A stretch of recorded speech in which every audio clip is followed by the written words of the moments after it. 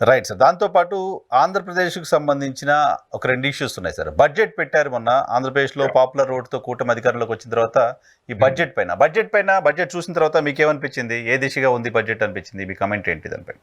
Budget లో ముఖ్యంగా మనం చూడాలంటే క్యాపిటల్ ఎక్స్పెండిచర్ ఎంత చేస్తున్నారన్నది మనం చూడాల్సిన అంశం. సార్. ఆంధ్రప్రదేశ్ బడ్జెట్ లో క్యాపిటల్ ఎక్స్పెండిచర్ ఐ థింక్ 40,000 కోట్లు ఏదో అన్నట్టుగా చూపించారు. ఐ థింక్ అమరావతికి 6,500 కోట్లు, పోలవరానికి 6,200 కోట్లు అన్నది ప్రధానంగా చూపించడం జరిగింది. ఆ తర్వాత ఎక్కడ చూసుకున్నా కూడా మీకు రెవెన్యూ ఎక్స్పెండిచర్ చాలా ఎక్కువ ఉంది. రెవెన్యూ ఎక్స్పెండిచర్ ఏంటంటే జీతాలు, పెన్షన్లు ఇలాంటి వాటిలలో రెవెన్యూ ఎక్స్పెండిచర్ వల్ల రాష్ట్రానికి ఏ విధమైన ఆస్తులు అన్నవి సమకూరు. మోర్ దాన్ 50% అదే ఉంది.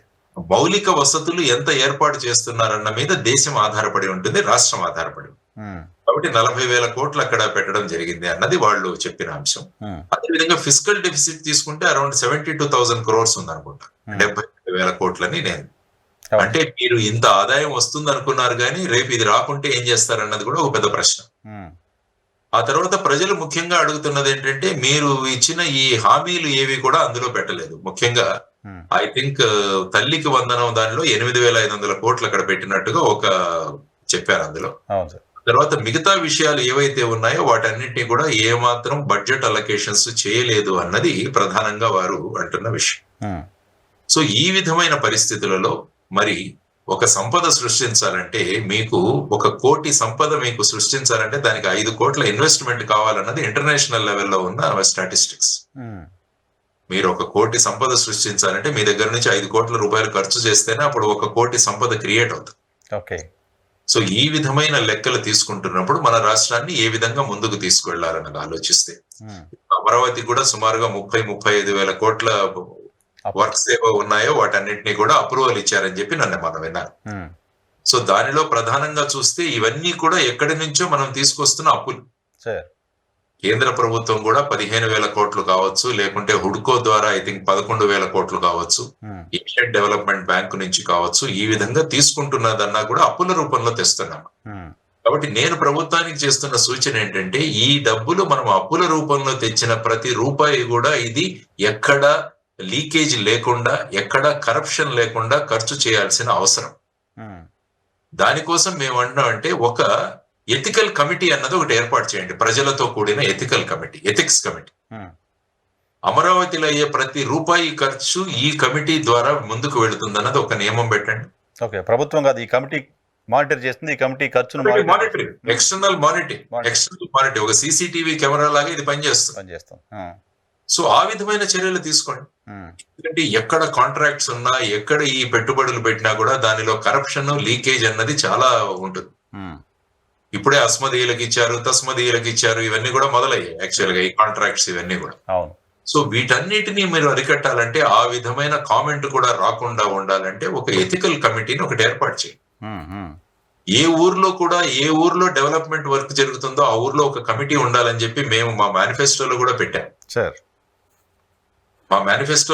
సపోజ్ ఒక ఊరిలో ఒక 2 కోట్ల రూపాయలతో ఒక రోడ్డు వేస్తున్నా, ఆ ఊరిలో ఉన్న ప్రముఖులతో ఒక చిన్న కమిటీ ఏర్పాటు చేయండి. వాళ్ళు దీన్ని మానిటర్ చేస్తారు. ఈ సిమెంట్ సరిగా వేస్తున్నారా, స్టీల్ సరిగా వేస్తున్నారా, ఇసుక సరిగా వేస్తున్నారా, క్వాలిటీ సరిగా ఉందా లేదా, ఇవన్నీ మానిటర్ చేస్తే ఏమవుతుందంటే అప్పుడు మనం పెట్టిన డబ్బు అవుతుంది. ఎందుకంటే ఒక ప్రధానమంత్రి గారు అన్నారు, 1 రూపాయి పైనుంచి మనం పంపిస్తే కిందికి వచ్చేసరికి 10 పైసలు అవుతుంది.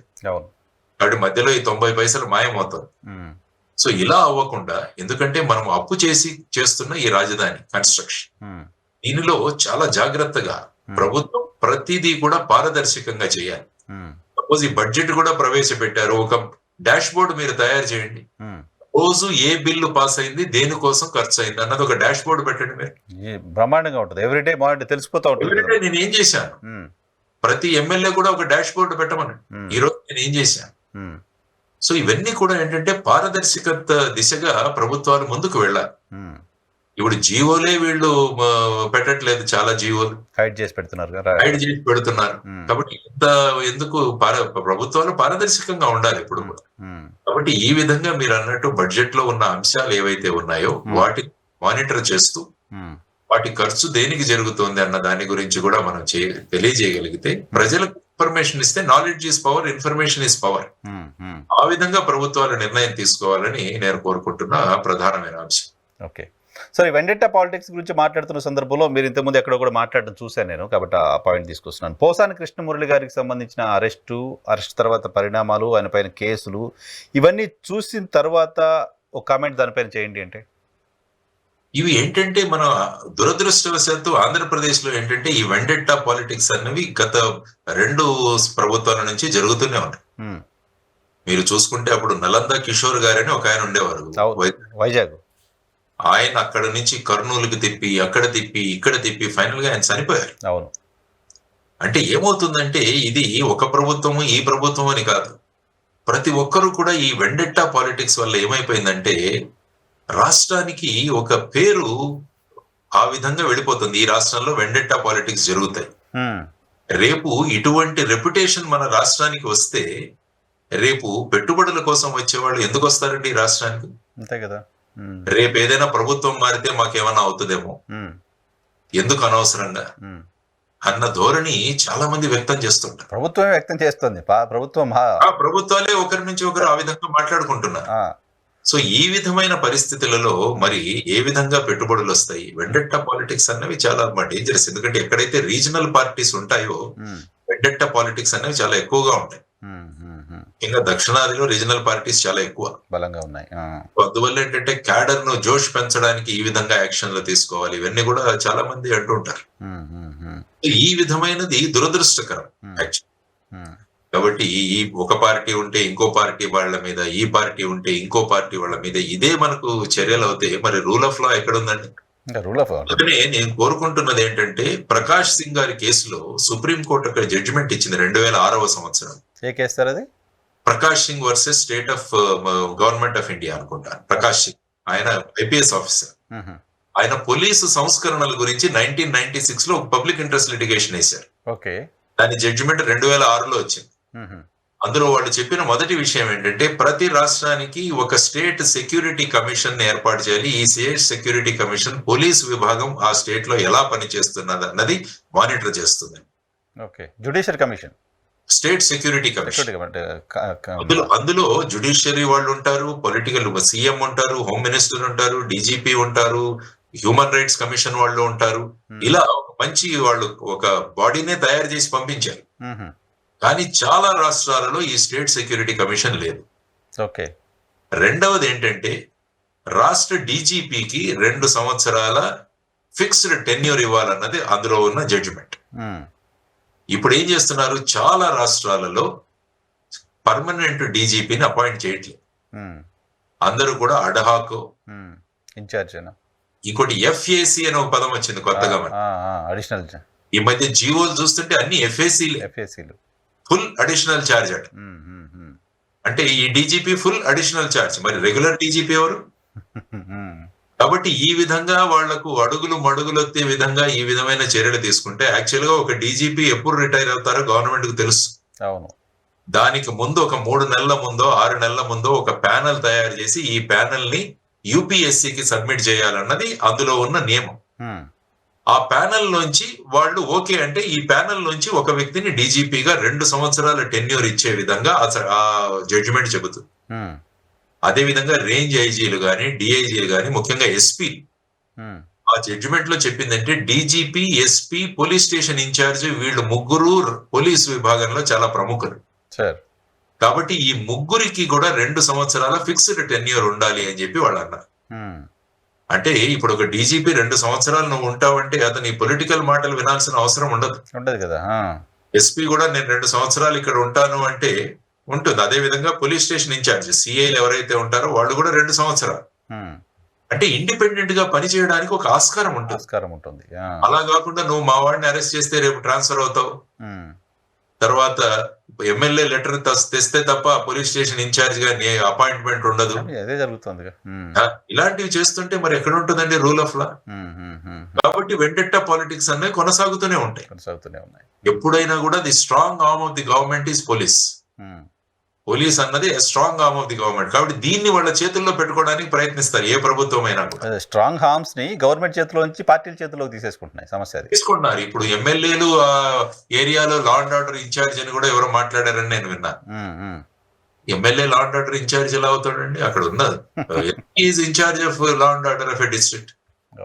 Collector is in-charge of the law and order of a district. పోలీసులు వెళ్ళి ఎమ్మెల్యేల దగ్గర కాపలాలు కాస్తూ వాళ్ళ సర్వెంట్స్ గా సారీ టు సే సర్వెంట్స్ గా బిహేవ్ చేస్తున్నారు. కాళ్ళు మొక్కుతూ కాకి డ్రెస్ వేసుకొని కాళ్ళు మొక్కుతున్న వాళ్ళని చూసాను నేను. ఎందుకంటే ఈ ట్రాన్స్ఫర్ అన్న అధికారాన్ని మీ చేతిలో పెట్టుకున్నప్పుడు వాళ్ళు ఏం చేస్తారు?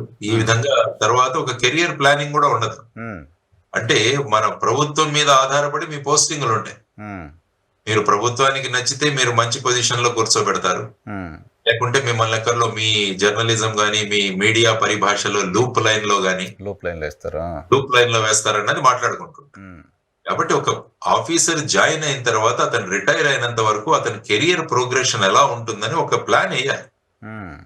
ఈ వ్యక్తి ఒక జిల్లాకు ఎస్పీగా, 2 జిల్లాకు ఎస్పీగా పనిచేస్తాడు, తర్వాత ఒక బెటాలియన్ కి కమాండెంట్ గా పనిచేస్తాడు, ఇంటెలిజెన్స్ లో పనిచేస్తాడు.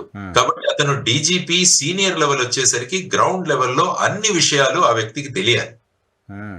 ఆ విధంగా ఒక వ్యక్తిని తయారు చేయాలి. ఇది ప్రభుత్వం బాధ్యత.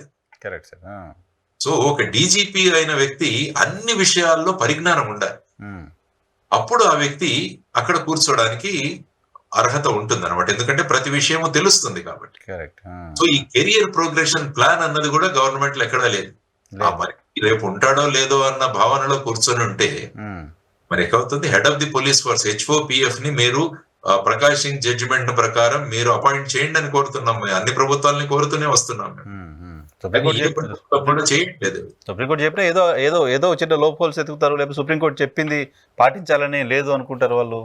మళ్ళీ దీన్ని కంటెంప్ట్ ఆఫ్ కోర్టు వేయాలి, దానికి ఎవరో ఒకరు వెళ్ళాలి. ఈ విధంగా చూసుకుంటూ ఉంటే ఏమంటే రూల్ ఆఫ్ లా అన్నది చాలా ముఖ్యం. ఇది ప్రభుత్వాలకు అటువంటి ఇంటెన్షన్ ఉండాలి. మనం రూల్ ఆఫ్ లా పర్ఫెక్ట్ గా ఇంప్లిమెంట్ చేయాలని ఇంటెన్షన్ ప్రభుత్వాలకు ఉన్నప్పుడు ఇంకొకరు చెప్పాల్సిన అవసరం లేదు. డెఫినెట్ గా అన్ని మనం చూస్తున్న ఇప్పుడు 2-3 ప్రభుత్వాలు అలాగనే కొనసాగుతున్నాయి మన రాష్ట్రం. వెండెట్టా పాలిటిక్స్. అవును, వెండెట్టా పాలిటిక్స్ గత ప్రభుత్వంలో చూసాం, ఇప్పుడు అవే కంటిన్యూ అవుతున్నాయి. పైగా వాళ్ళు చెప్తుంది ఏంటంటే గత ప్రభుత్వం ఇలా చేస్తున్న సందర్భంలో మేము ప్రజలకు హామీలు ఇచ్చాం, మేము వచ్చిన తర్వాత వాళ్ళని ఇలా చేస్తామని రెడ్ బుక్ అని హామీ ఇచ్చాం, కాబట్టి ఇప్పుడు అమలు చేస్తున్నామని చెప్తున్నారు. లీగల్గా మాకు ప్రజలు దానికి ఓటేశారని చెప్తున్నారు, రెడ్ బుక్కే ఓటేశారని చెప్తున్నారు. సో దానికి ఏం చెప్తాం, మనం ఏం చెప్పడానికి లేదు కదా.